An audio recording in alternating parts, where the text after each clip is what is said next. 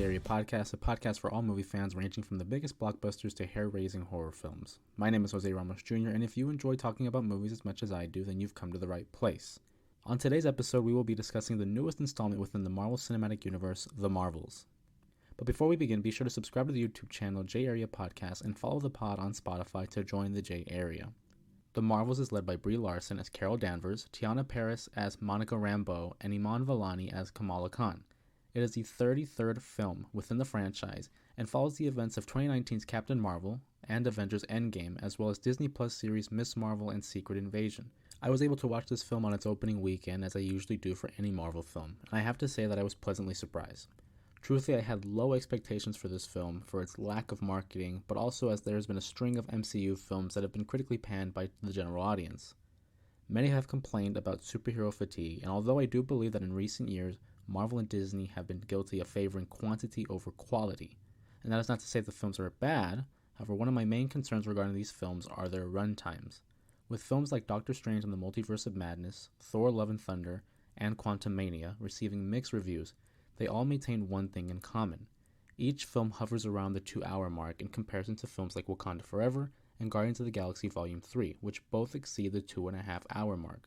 In a franchise that is given lengthy epic stories such as Infinity War, Endgame, and No Way Home, you would think they would become accustomed to doing so for most of their films. In my opinion, films that take place in between these major events are just as justified in having such a runtime due to its importance of building the world, characters, and story arcs necessary for such long-term storytelling. Now, don't get me wrong, I am a huge fan of the fight scenes and being able to see the heroes utilize their abilities, but I also find the evolution of the characters just as interesting. It is so rewarding to see how each character possesses their own unique characteristics so that over time we can see them grow, as done so with Tony Stark, Thor, and more recently Loki. It is difficult to do that when you have to squeeze in so much plot regarding the film while also attempting to set up future installments, which is why I believe in order to do these stories justice, there must be a minimum of 2.5 hours runtime for each of these films. Now, that is not to say that every film needs to be over 2.5 hours, but for those that merit such a runtime like the previous films mentioned. As for The Marvels, I thoroughly enjoyed the film as I left the theater with more pros and cons, and if anything, I'm more excited to see what's next within the MCU, especially after the mid-credits scene, which I will get to later. One of the shining examples of why this film works well for me is the dynamic between the main trio of Carol, Kamala, and Monica. You really get to explore the leadership of Carol Danvers now that she's a well-known superhero after the events of Avengers and Endgame. And to see her relationship with Kamala and Monica and how they differ and how they compare. Whereas there was a young Monica back in the 90s, of course in the events of Captain Marvel, she promises her that she'll be back before she knows it. And kind of recognizing the influence and the inspiration that she really provides for a young Monica Rambeau. Fast forward 30 years later, and Monica not knowing what Carol has gone through in those 30 years, especially involving the Kree War. And in contrast, how her influence is for Kamala Khan, someone that she does not know, someone that she does not have a family relationship dynamic with, who idolizes her as this hero of what is good versus what is bad.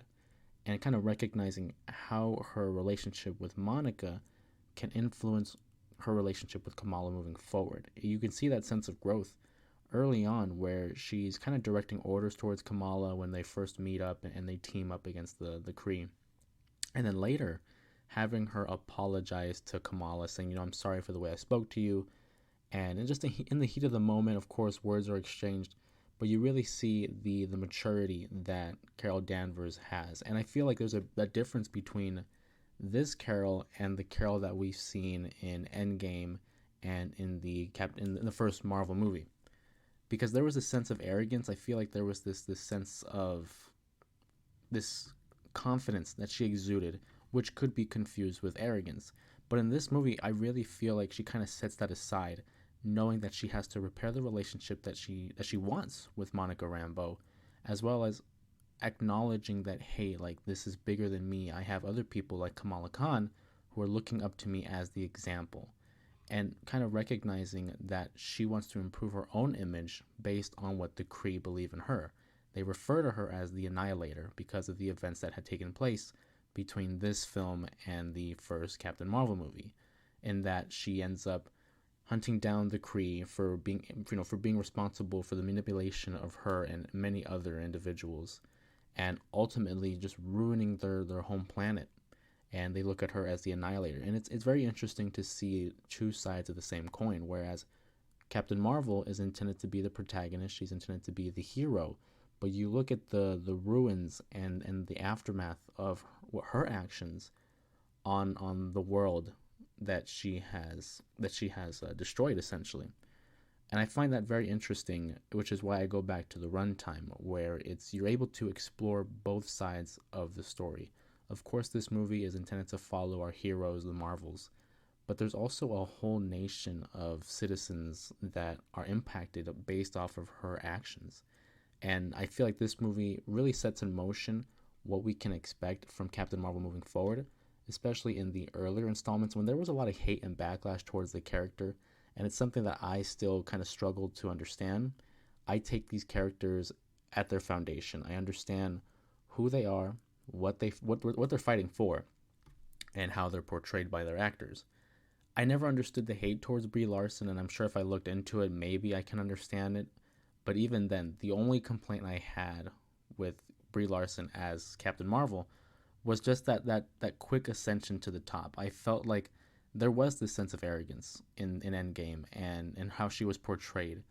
But then again, was that not the same with Iron Man? Iron Man, Tony Stark, was also portrayed as this young, arrogant playboy billionaire who thought he knew everything and he thought everything he did was golden. So is that not unlike what we're seeing with Carol? Which is why I also believe that the evolution of the character is just as rewarding, because you get to see them at their highest of highs and their lowest of lows. And it's what happens in between these moments that help them shape into the person that they're going to be. The evolution of the character is seen, with our very eyes, with these actions, with these relationships that they're able to build. And with the events of this movie, I really think that we're taking another step with the character of Carol Danvers for the better. And I'm hoping with more installments to come, especially as we approach Kang Dynasty and Secret Wars, I'm hoping that we can kind of see what Marvel's vision was for her all along. Because there was a little hiccup when people were, pushing back and saying, no, we don't want her as the leader. Maybe she's the leader we need. I don't know. It's too soon to tell, I think. But I think in terms of what we're doing with the character, we're beginning to move in the right direction.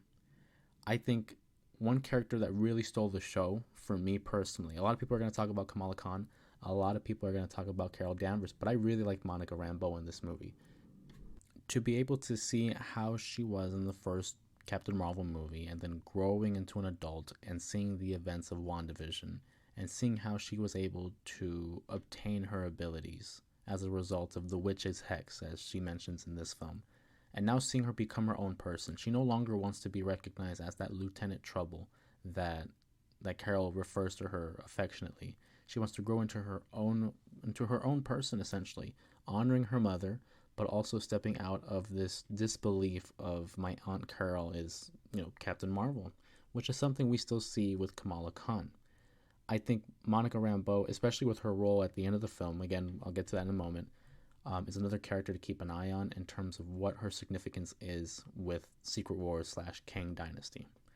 Kamala Khan, of course, I think this was basically a coming out party for Kamala Khan. For those who haven't seen the show Ms. Marvel, I will say it may not have been the prototypical show that we're used to seeing. It's more targeted towards a younger demographic for sure.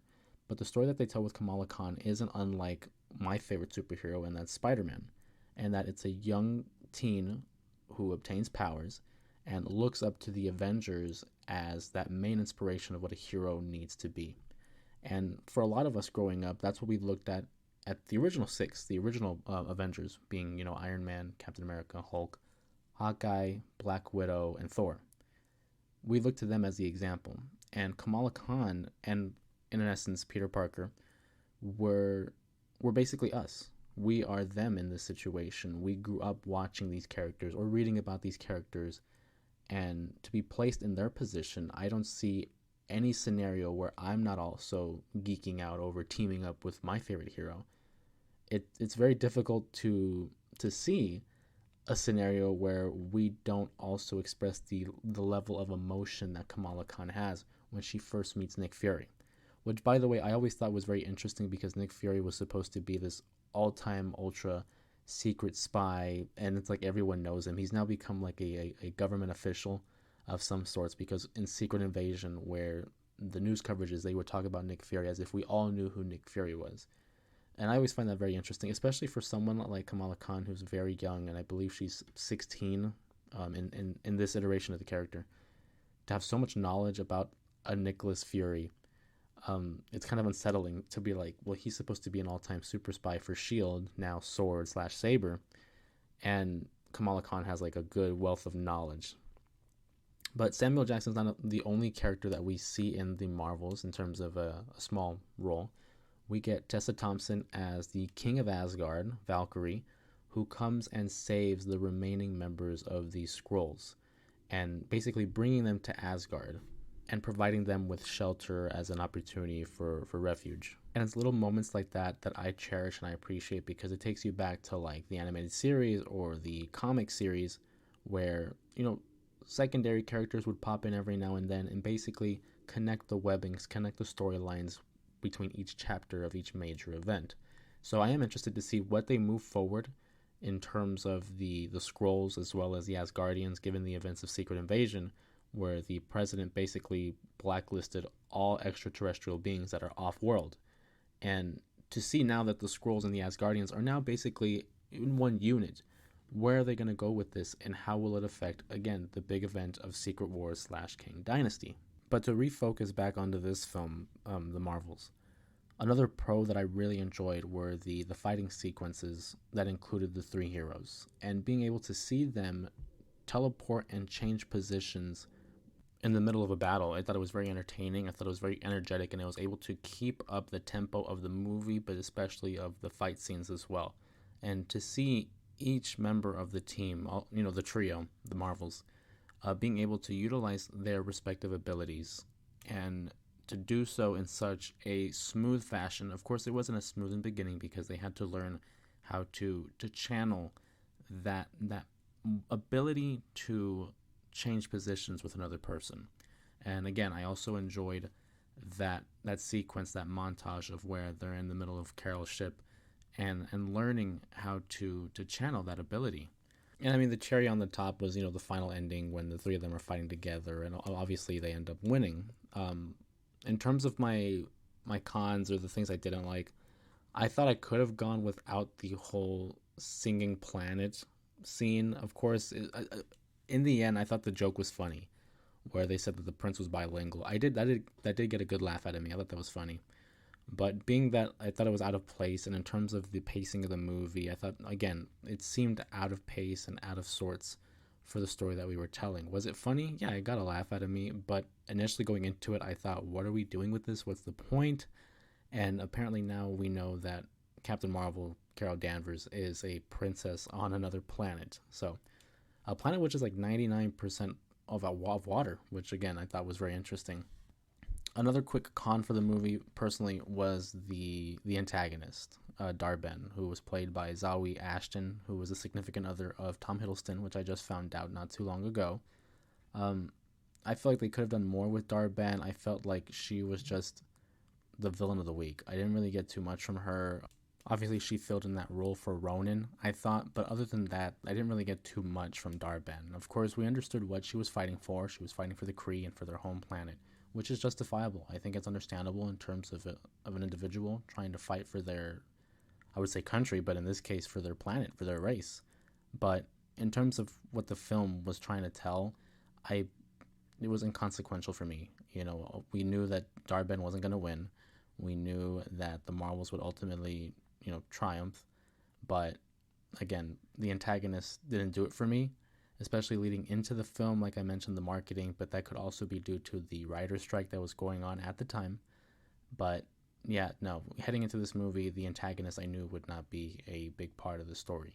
Of course, with, again, and I keep referring to it, but King Dynasty and Secret Wars, that's the ultimate endgame, pardon the pun, but that is where we're heading. That's the main antagonist that we're trying to focus on. And so anybody else is really just playing second or third fiddle. Not a bad performance by Zawi by any means, but again, the character of Dar-Ben was just, it was, they were expendable at this point. You really didn't need them in the movie.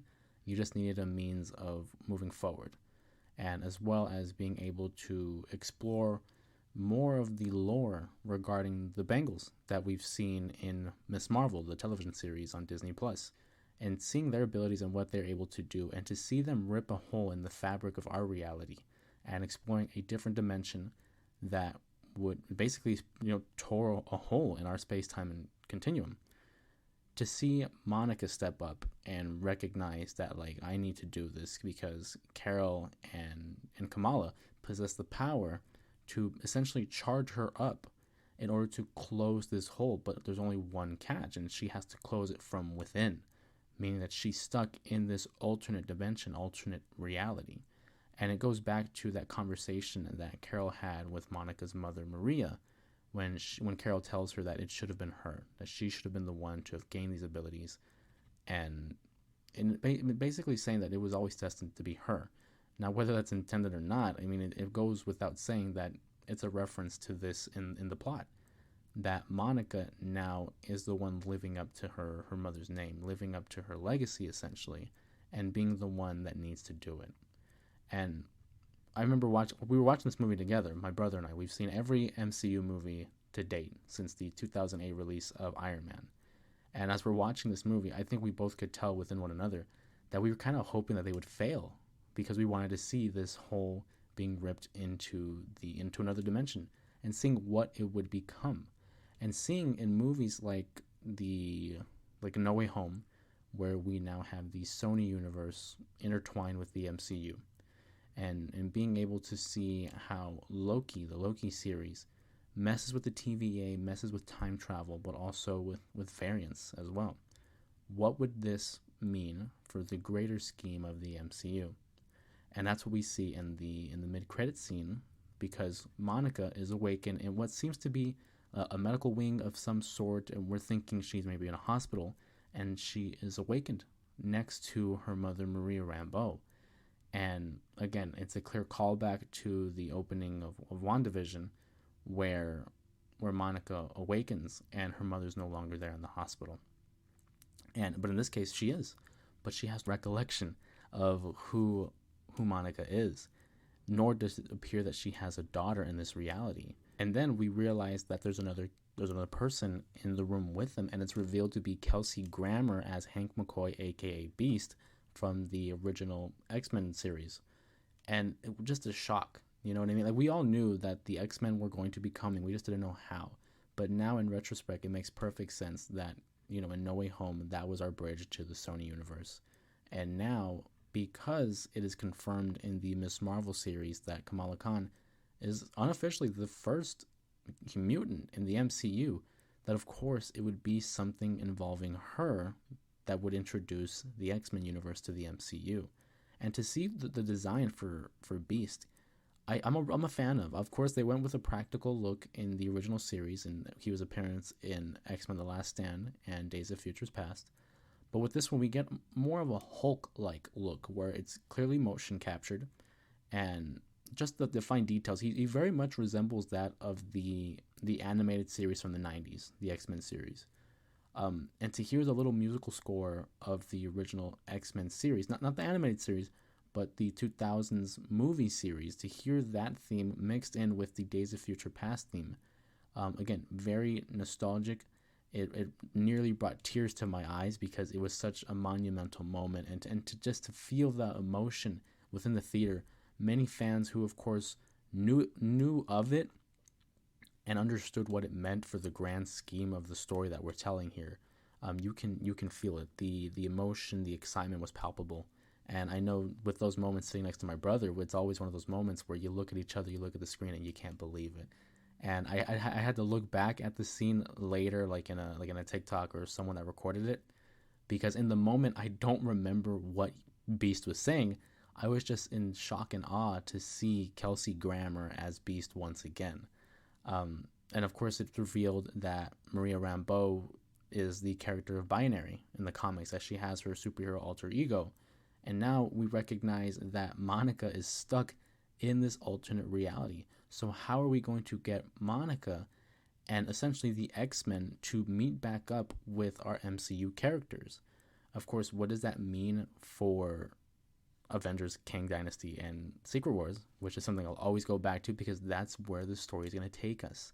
And leading up with that and Loki now being the god of all stories, and is it going to be Loki leading the charge against He Who Remains and these Kang variants? Is he going to be able to go through each different timeline, picking out the heroes necessary to do battle against these thousands, millions, we don't even know how many Kang variants there are?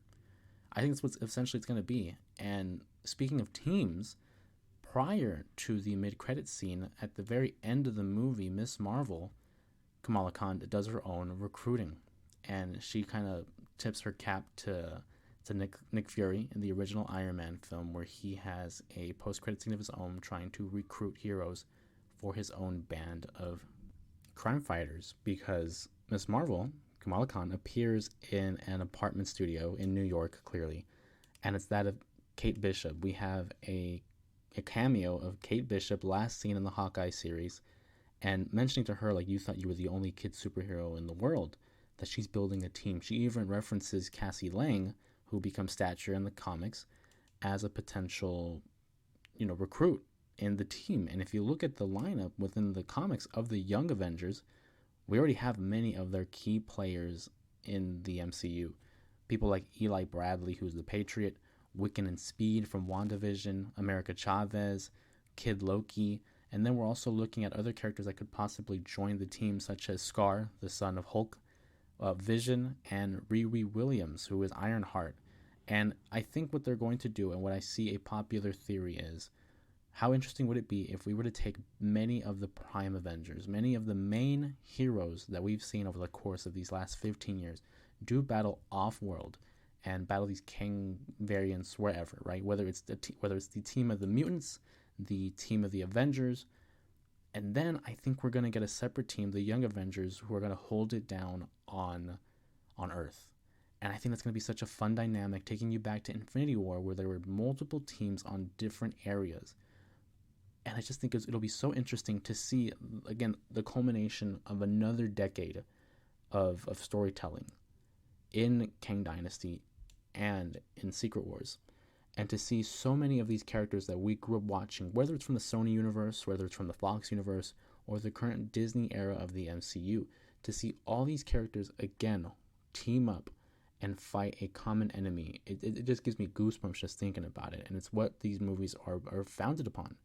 We love to see team-ups, and I don't care what the story is, I don't care what the antagonist looks like, but to see a group of these characters that we all idolized and grew up watching or reading about, and to see them team up, it's really exciting. It's really exciting.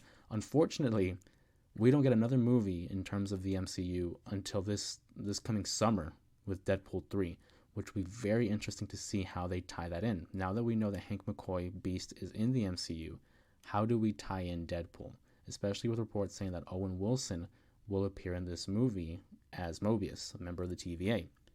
And how is it connected to the X-Men universe? Because another theory that I've seen throw out there is, being that we're looking at Kelsey Grammer's Hank McCoy and not the version of him in Days of Futures Past by Nicholas Hoult, one could argue that this is the alternate timeline of Days of Futures Past, when Logan, Wolverine, is able to fix the timeline, and we see that happy ending with, Cyclops, Jean Grey, Charles. Is this now the timeline that we're following? Because if that's the case, then we're opening the doors for other characters like Storm, Jean Grey, Cyclops, even others like Shadowcat, Kitty Pryde, and Rogue. And to see those characters interact with these MCU characters as well as the Sony characters, now that's going to be such a treat for Marvel fans over the last 2 decades, 3 decades, even if you want to go as far as to say that. And looking forward, like I said in the beginning of this podcast episode, I'm left in such a high state of mind where I'm excited to see where we're going with these stories and where we're going with these characters. Obviously, there's some hiccups in the road, and obviously now and then there are moments where we're kind of questioning the the success and the validity of these films. But I think ultimately in any story, you're going to have your ups and downs. And I think to get to that ending of Secret Wars, of course, we're going to have to go through these lulls. I mean, you didn't get to the first Avengers movie without seeing certain, movies that didn't do too well. Look at Iron Man 2. Look at the Hulk, which is still critically panned to this day. And then leading into Infinity War, you had movies that didn't really look so well, like Iron Man 3 or Thor: The Dark World. That's just what happens, right? In the moment, they might be criticized, but maybe they age well. Maybe they age like wine. And the older they get, the better they get. Like for example, Age of Ultron, which again was critically panned, but heading into Infinity War and Endgame, we now look at Age of Ultron with a fond memory because of what it built, because of what it set forward heading into this story. And as we bring this episode to a close, please, if you guys enjoyed the episode of the J-Area Podcast, please let me know what you guys think of the Marvels. If you have any suggestions for future movies to revisit, comment on what you'd be interested in. You can find me at justjose_3 on TikTok and Instagram, and follow this podcast on YouTube and Spotify at J-Area Podcast. But if you're not already subscribed, please do so in order to join in the conversation. Until then, my name is Jose Ramos Jr., and this has been the J-Area Podcast.